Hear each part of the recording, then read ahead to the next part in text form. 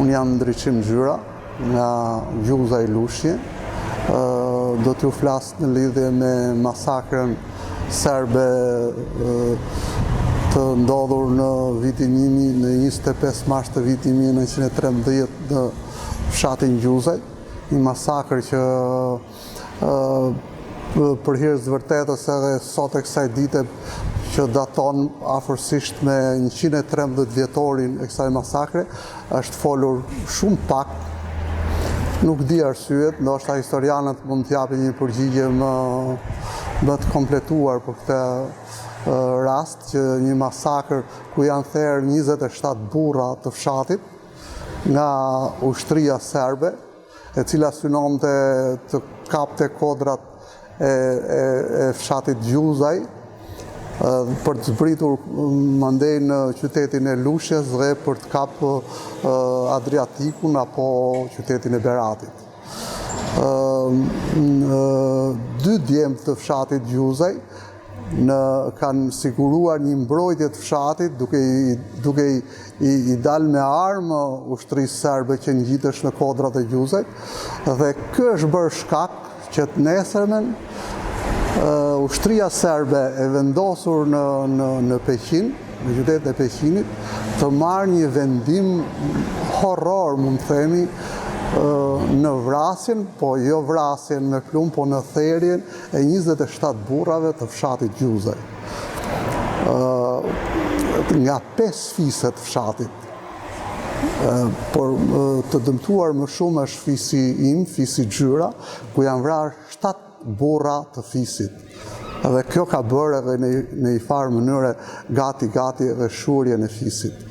Fiset janë vrarë, që janë dëmtuar në fshatin Gjuzaj, kanë qenë fisi Hallesh, fisi Qel, fisi Grec, fisi Gjyr, edhe fisi Vall, sipas kohës. Të vrarë, të masakruar, të therrur, ku njëri prej të 27 burrave, xhaxhai babait tim, Mustafa Gjyra, shpëtoi gjallë, apo e lan atë, pasi ai të nesërmen gdhiu gjallë dhe nuk e vran, ndoshta e lan për të dhënë mesazhin e horrorit në këto zona të kësaj ushtrie çetnikësh të paparë. E lan për të dhënë mesazhin e një horrori, e një urrejtje nderetnike që të kishte më vonë të lindte gjuhën. Siç u vran 27 burrat, duke qenë se të nesërmen fshati gdhiu pa burra, vetëm me gra edhe me fëmijë, nuk arritën edhe t'i varrosnin.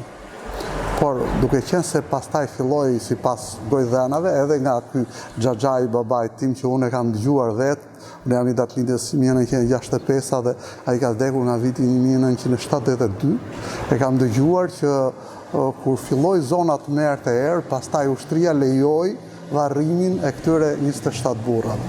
Shkuan, por duke qenë se nuk kishin mundësi, se në fshat nuk kishte burra, u bë një varr masiv, sipas gojdhenave të këtij të mbijetuarit të kësaj masakre, u bë një varr masiv, dhe ai varr masiv ndodhet edhe sot e kësaj dite, i prishur, i dëmtuar, ku ndërkohëra nuk pati asnjë lloj përkujdesje, as nga qeverit, as nga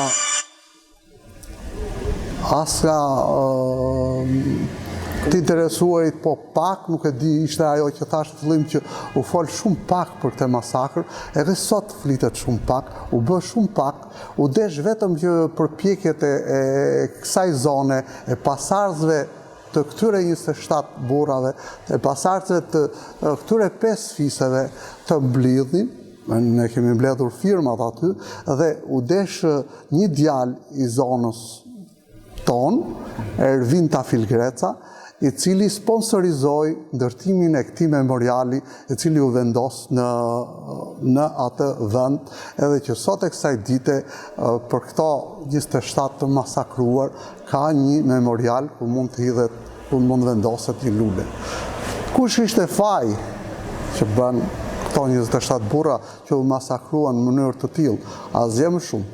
Mbrojtën shtëpiat, mbrojtën familjet, mbrojtën pronat, mbrojtën pasuritë e tyre.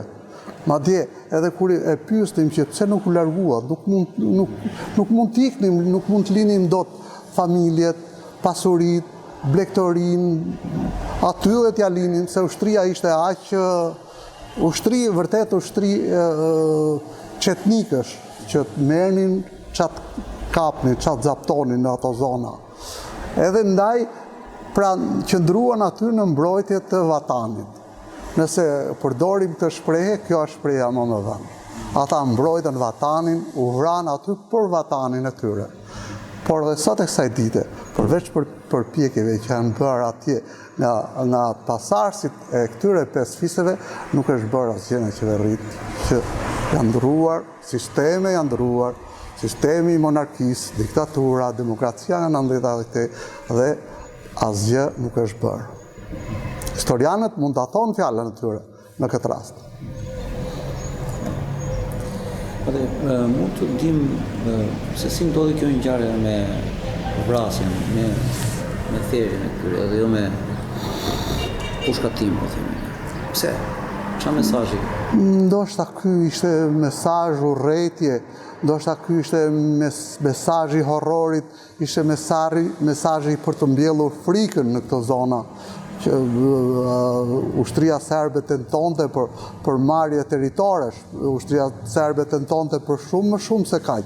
Ndaj kërkonte të përcillte këtë mesazh, jo kursim 27 fishekësh, por të tentonte të mbillte frikën në këto zona, nëpërmjet këtij horrori, nëpërmjet këtij terrorit pa parë.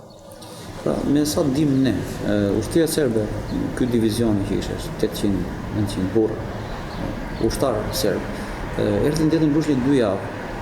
Pse u tërhoqën ata? Ata tërheqja atyre, me sa di unë, më shumë fjalë, këto janë fjalë të historianëve, po me sa di unë këto ishin përpjekje të fuqive të mëdha që çunë në tërheqjen e këtyre ushtrive serbe, spasi territori shqiptar në 1913 ishte bërë një fushë luftimesh, edhe kështu që vendosin fuqitë e mëdha, edhe ata çunë në tërheqje të kësaj, nuk arritën dot qëllimin, ato qëllime shoviniste, ato qëllime grabitqare të territoreve shqiptare që ato nuk arritën dot t'i marrin, ndaj tërheqja mendoj se kështu ka qenë. Po juve si mendoni, ne jemi goxha larg kufirit verior Shqipërisë. Pse erdhën deri kaluan të shkumbinin, po themi në serbët. Po, edhe këto ishin tentativa për territore, që ato tentonin të kapnin Semanin, edhe në ato Shqipëria që po bëhesh plaçk, po coptohesh, edhe ato tentonin deri në Seman.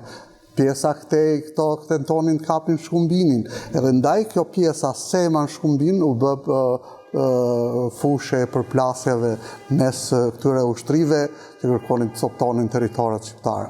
Aty kemi një përplasje me sa dim, gjithmonë, të ushtrisë në ikje. Me sa kam dëgjuar, se kam lexuar nga historia, aty është bërë një përplasje që i takon pjesës nga Çerma, Rogozhina, kur vinin ushtrit nga pjesa e Fushkrujës, nga pjesa e Durrësit, edhe kjo ushtria serbe që vinte nga Peqini, nga Veriu, edhe aty është kryer një përplasje e cila nuk kanë lejuar territorin t'ia linin ushtrisë serbe për të kaluar për të kap Adriatikun edhe pjesën këtej deri në Seman.